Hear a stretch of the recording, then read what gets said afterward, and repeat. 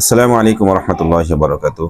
ইবনে মাজাহ শরীফের 3851 নম্বর হাদিসের মধ্যে আসছে, আন আবি হুরায়রা রাদিয়াল্লাহু আনহু قال قال رسول الله صلى الله عليه وسلم ما من دعوة يدعو بها العبد أفضل من اللهم إني أسألك المعافاة في الدنيا والآخرة।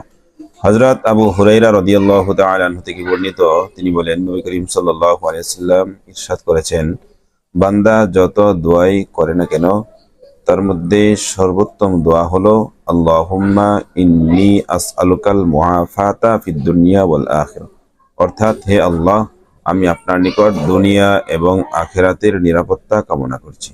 সুবহানাল্লাহ। এজন্যই আসুন আমরাও আল্লাহ তাআলার কাছে বেশি বেশি করে এই দোয়াটা পাঠ করি। যারা পারি বেশি বেশি করে এই দোয়াটা করব, আর যারা পারি না ছোট এই দোয়াটা শিখে বেশি বেশি আল্লাহর কাছে এই দোয়াটা করার জন্য চেষ্টা করব। আল্লাহ